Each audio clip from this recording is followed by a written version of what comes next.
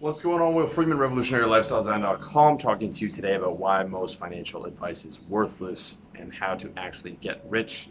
Okay, these are just principles. This is a high-level summary of this stuff. It's not an in-depth deal.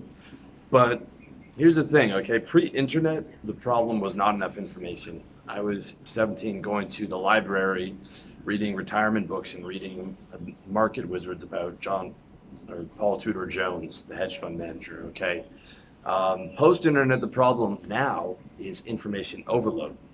And the vast majority of financial information out there is garbage. The signal to noise ratio is like, you know, 0.01% of it is actually useful. You've got 22-year-old kids on YouTube giving financial advice to hundreds of thousands of subscribers, and these kids haven't even earned $100,000 in their lives, or let alone $1 million. Okay, I'm by far not the most successful person in the world. I'll be the first to tell you that, but I've earned six figures in trading. I was a prop trader in my early 20s, in sales, and now in my mid 30s in a personal development business.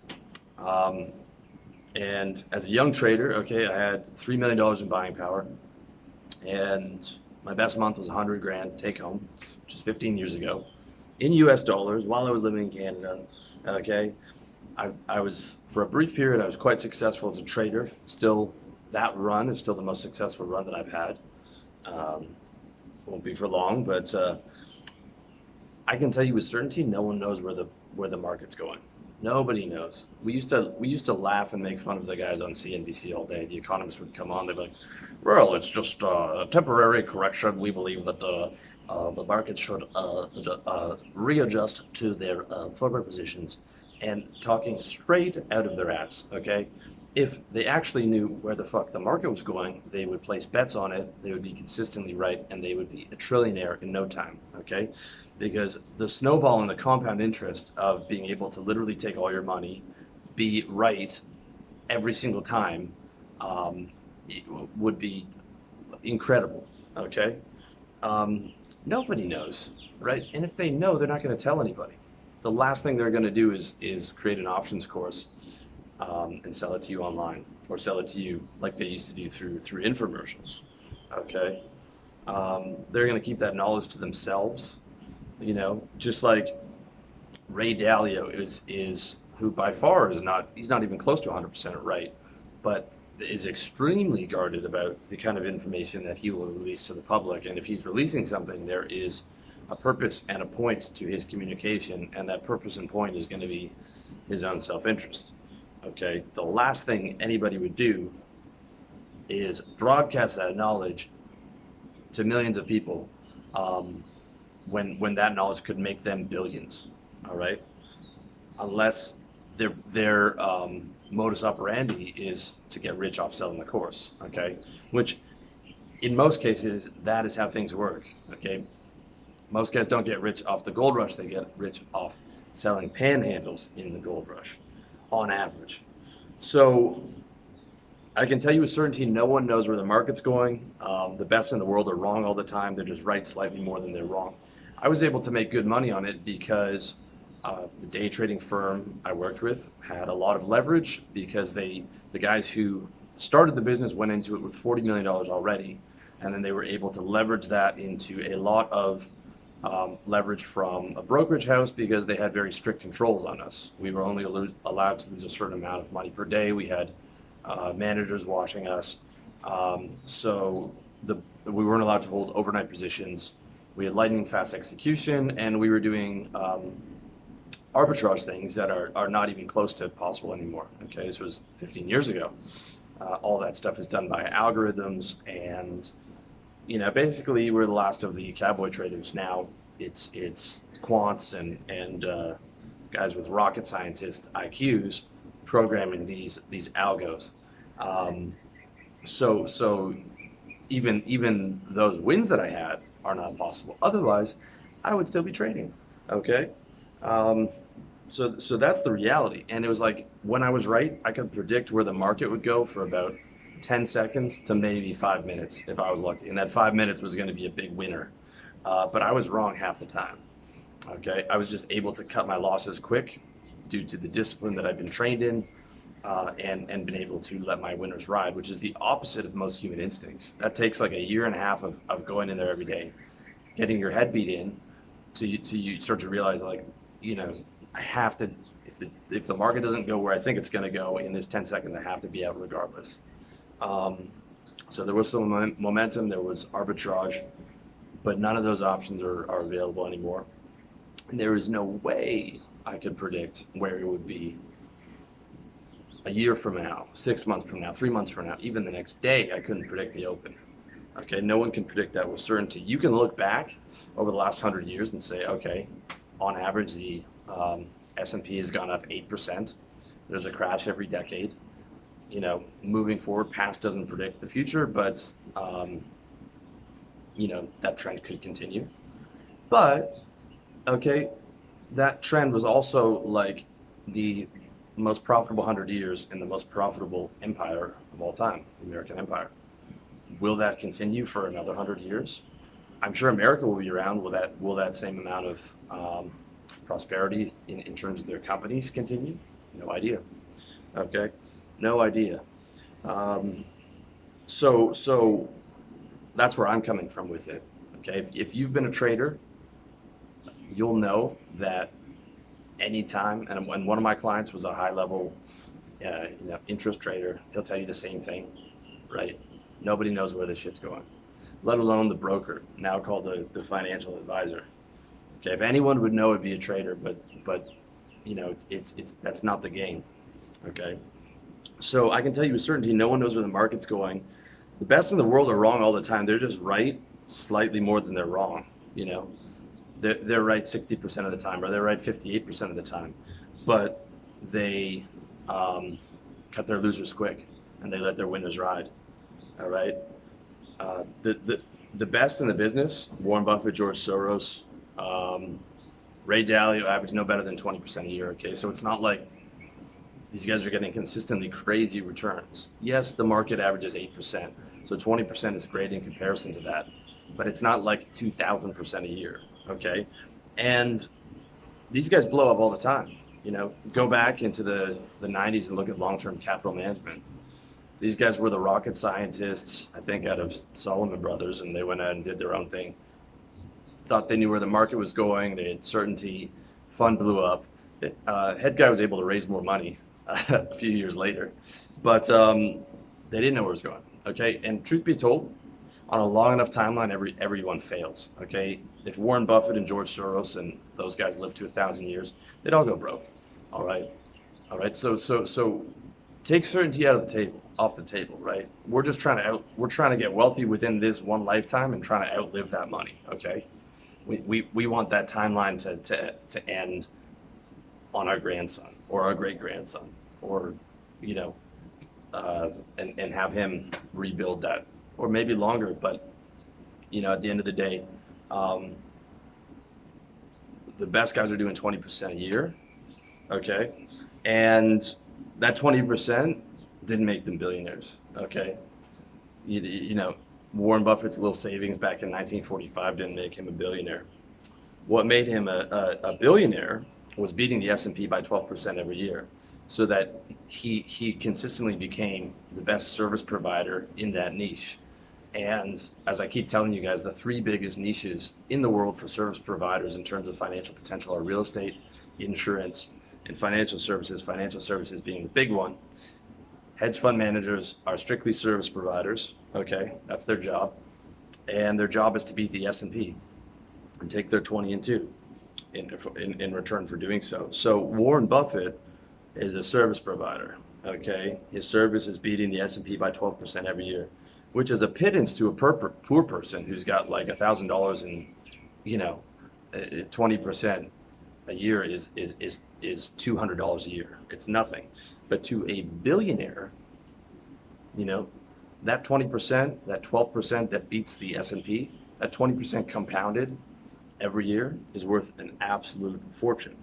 Okay, so they're willing to give him a lot of money for that service, because he solves one of the biggest problems for a wealthy person, which is how to continue to increase their money without actively having to manage it, as well as having how to protect that money. Because at the end of the day, taxes and inflation apply to wealthy people as well. So they want to be able to get that money, invest it, not have to actively manage it and sell their time for money, beat inflation and taxes, and still create more wealth and compound that wealth. All right, so that's what George Soros, Warren Buffett, and Ray Dalio do. Okay, what got them rich was the same thing that gets everyone rich. It was opium, or other people's money. It was just getting other people to give them money, right? And then taking a piece of that in return for the service they provide. That's it. Okay, that's the same way you get rich in any other service business, whether it's what I do is coaching or real estate or insurance. You get opium, other people's money, by selling them that you're the best service provider. Okay, fund managers are really nothing more than service providers, with the service they attempt to provide being beaten the S&P every year. Okay, and they run these service businesses off of their salesmanship. They sell their billion-dollar clients that they will beat the S&P and get more consistent returns than their customers. Okay, and it's a very competitive market. And they're not just selling billion-dollar customers. They're selling the firefighters fund. They're selling sovereign wealth funds of other countries. They're selling the police unions fund. So these guys are competing for the teachers union, right? These unions that have a ton of money tied up in the pensions and all these workers, and they go give it to hedge funds to gamble with. And it's very serious, because these guys lose money. It's like they're losing the New York Firefighters Association's money. So this is a very, very competitive business, and dealing with the largest clients in the world. But at the end of the day, they're sales guys who are very talented and who are masters of their service, and they sell that service to wealthy clients. This is why Warren Buffett openly admits that the most useful course he took of all his education was the Dale Carnegie course, How to Win Friends and Influence People. The plaque is still on his wall in his office. If you want more information on that, check out the article I did on it, revolutionarylifestylezen.com, or the video I did on it and how I use those principles in my daily life. One of the best books I've ever read, by far. Okay, so here's the reality. The best guys in the world only do 20%, okay, which is going to be worthless to you. It's worthless. Even if you have 100 grand, 20 grand a year is nice, but if 100 grand's all you have saved, you're not going to put all of that, right? First of all, you're not going to be able to get into a hedge fund. Second of all, you're not going to put literally all your savings into your investments, because now you're one step away from being homeless if there's some type of problem with your income. Okay, it's more likely if you had 100,000, you'd take 10,000, and get 20% on that, get 2 G's a year, which is worthless in terms of getting rich. Okay, and even getting to 100,000, saved is not going to come from investments. Okay, investments are for making wealthy people wealthier for the most part. Okay, for people that aren't already wealthy, all right, you should be going in on getting wealthy, which means high margin business. Okay, high margin businesses are not available once they go public. All that big money's been made. Okay, and the bigger money is going to be made when they sell shares to you. That's how they really get rich. But for you as the buyer at the end game of that transaction, you're lucky to get 8% from that particular company, which is not going to make you rich whatsoever. Okay, same thing with bonds and GICs, real estate, all these different instruments. Okay, because you, first of all, won't average 20%. You're not Warren Buffett. Second of all, you're not going to get rich as a small investor. You don't have access to billions of dollars. You don't have leverage. You don't have access to other investors to give you money. You don't have access to debt. The best you can get is a tiny bit of leverage from your broker, which you don't even want, because you don't want debt. Okay, you'll get a lot more leverage on a property than you would on a stock, okay? And that should tell you something about how much the banks trust the stock market, all right? Banks won't even give you good leverage on their own stock, okay? You could be banking with Citibank, and they probably won't even give you leverage to buy Citibank shares. That's how much they trust the stock market, you know? But they'll let you buy a house for 10% down, okay? And that's not gonna get you rich either. But what I'm saying is that's how they feel about it. And that should tell you something, right? So at most, you're going to get a tiny bit of leverage from a broker, and you don't want to go into debt, and you don't want to gamble on the stock market with that, okay? You want nothing to do with that. And then, you got to understand, most of these financial guys are no better, on YouTube or whatever. These guys are all, and CNBC, they're all talking heads. Okay, they're useless at best and counterproductive at worst. They talk with certainty about what happened and what will happen as if they actually live off the market bets that they make, as opposed to the views that they get as an entertainer. I haven't looked at the market in years, and nothing happened except for my income continuing to go up because I'm actually focusing on things that increase my income. Okay, these guys are entertainers. The problems with many finance guys on YouTube throwing ideas around are we don't know how much they invest, we don't know their ROI. The knowledge is rarely reproducible, and it's not a fit for somebody who's not already wealthy, okay? The vast majority of these guys, we don't know their assets under management, the consistency of their predictions, right? That information is not publicly available, unless you're like a hedge fund where it's forced, you're forced to declare these things. Okay, so you don't know who you're getting your advice from. Second of all, it's like that guy's job is to make money by selling that advice, okay? So his intentions are not 100% aligned with yours, whereas your job is you're trying to get wealthy, okay? And that's a completely different game. Investments are what you do when you're already starting to get wealthy, because otherwise, think about this for a second. Let's say you have a business like I do that's like thousands of percent, return on what you put into it, or crazy 60, 70, 80% margins or whatever. Why would you put money anywhere else, right? Why would you put money anywhere else when you have this massive asset? If you look at every single one of these guys, Warren Buffett got wealthy off Berkshire, Bill Gates off Microsoft, Steve Jobs off Apple, okay? Every single one of these guys has a company, they went all in on it, right? Because they're seeing incredible, insane returns. They're not going to go gamble on the stock market hoping for 8%, throwing it into companies that they have no idea about, that, we couldn't tell you who the CEO is, right? Never seen the factory floor. And all those high margins have already been squeezed out by the time the company's got to that size, okay? So you've got these talking heads talking about where Bitcoin's going to be 20 years from now that on YouTube. They're no better than Jim Cramer. We don't know their assets under management. We don't know their net worth. We don't know their prediction rates. And the advice is not applicable and is not useful and is counterproductive for somebody who's trying to get rich. You shouldn't be thinking about investments at all. At all. Couple exceptions, my buddy Jason from Dividend Mantra has a good site.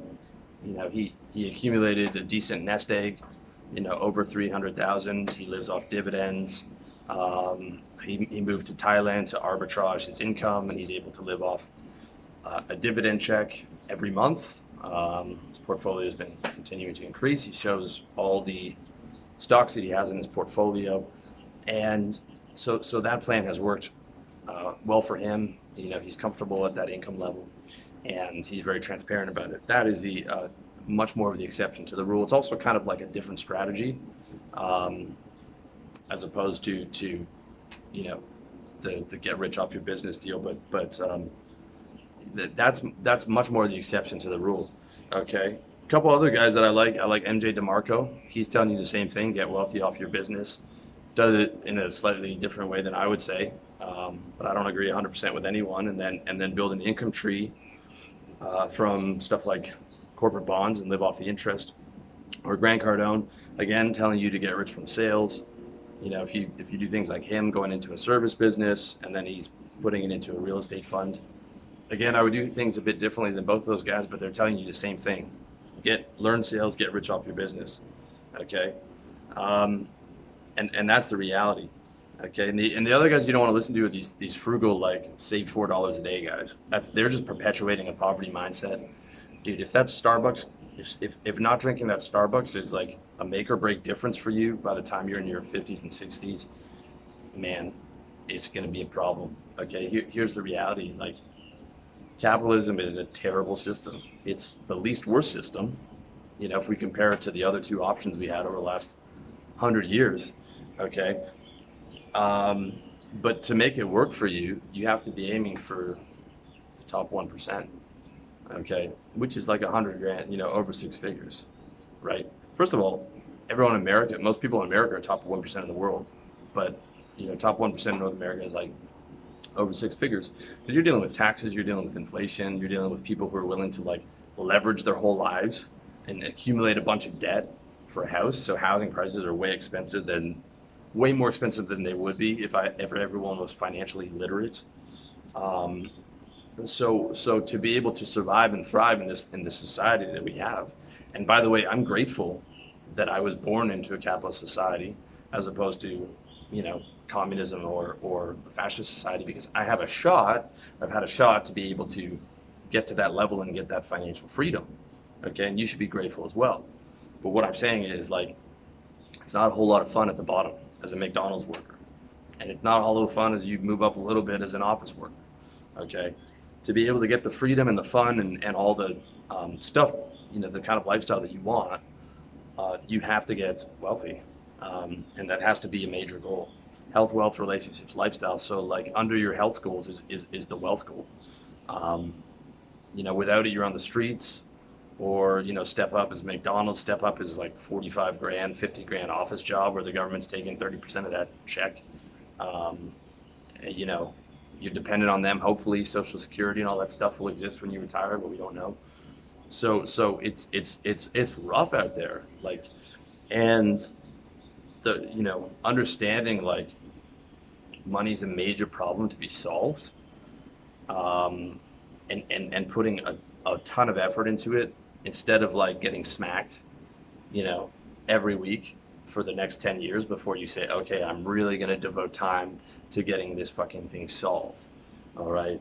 And the solution is getting wealthy. That's the reality. So it's not about saving the $4 a day on the Starbucks. Yes, having a budget is great. Having low expenses is great. Having low wants and not needing a lot of money while you're scaling up is fantastic. Okay. But if you want a damn Starbucks, that should not be a make or break decision for you.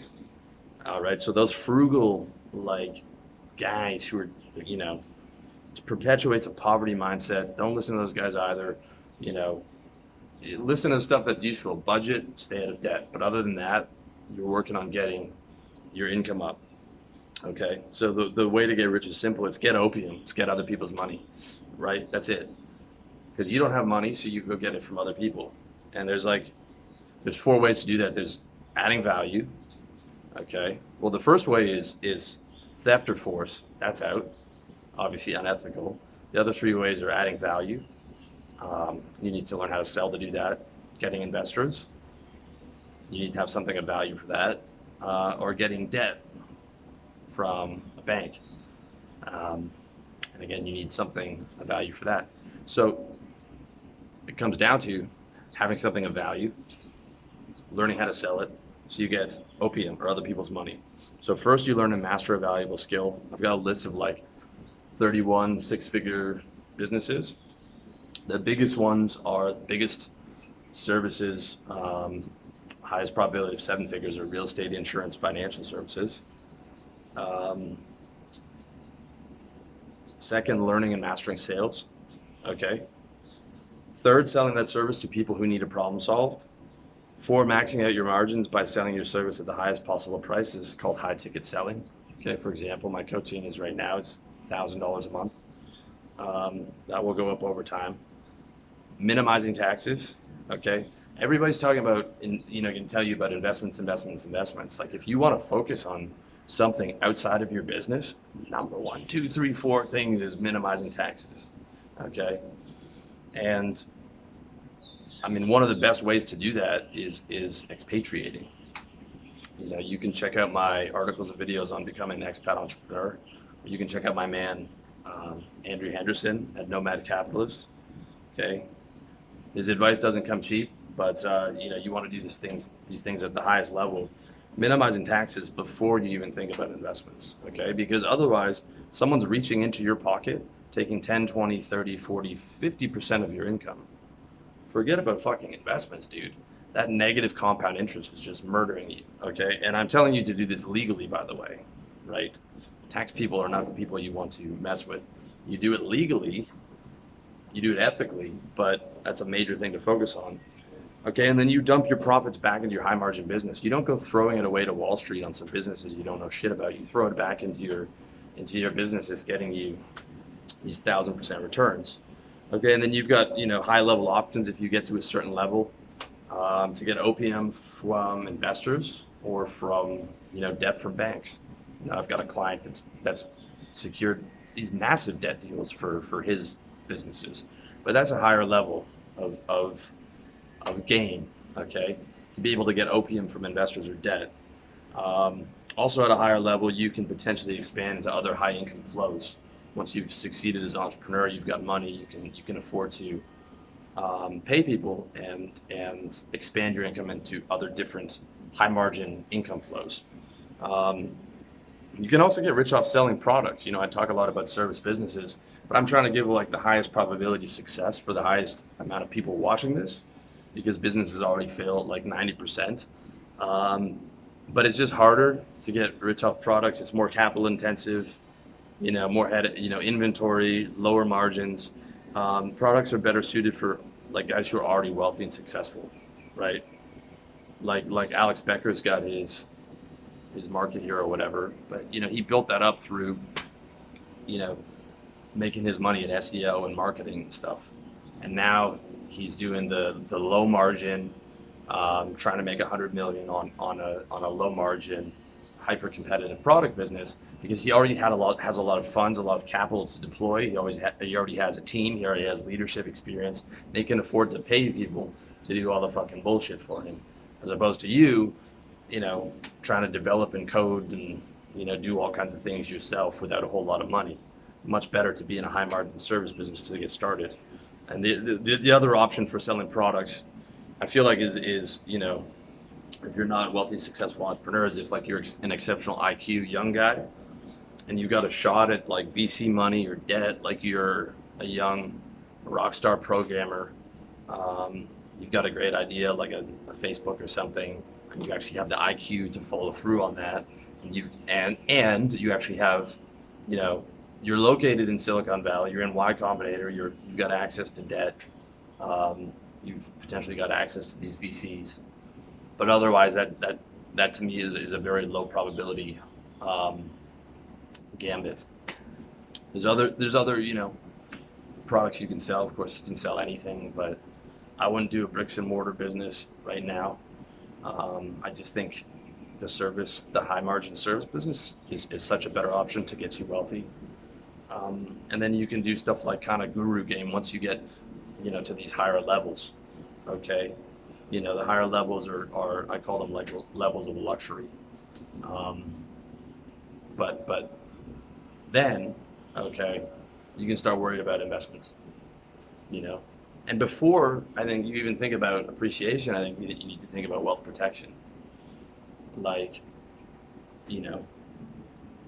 making sure your money's in safe banks or getting your money out of banks and perhaps into real estate. I don't like real estate as an investment. I don't like any investments really. But just as like a safety thing, like a house in Georgia for 100,000 or something, if you're living there half the year as an expat entrepreneur, right? Just to have that extra layer of like security where it's like your money's in something physical, you have a deed, it's like, they're not gonna seize your property unless, their country goes to war with your country. So like even before investments, we need to talk about like protecting the wealth that you have from your service business, from your high margin business that you're not going to reinvest back into the business. So I hope that clarifies some things for you. If you want more information, check out revolutionarylifestyledesign.com/money. I've got a ton of articles on this stuff. Yes, articles where you actually have to read, because it's actually more useful for kind of detailed information like this. You can also check out the wealth playlist on my YouTube channel. I've probably got 100 videos on this stuff. And if you want help getting wealthy, getting your business off the ground, holler at your boy, revolutionarylifestyledesign.com/coaching. You want to learn how to sell? Check out revolutionarylifestyledesign.com/products. Pick up my book, How to Sell, to learn how to survive and thrive in a sales job, and then leverage that into your own service business. And if you don't want to do any of that, man, just subscribe to the channel. Ring that notification bell so you get notified for everything. And just keep watching, keep moving on in your journey, and keep your head up. So wish you all the best. Hope you're having a great day. Thank you for watching.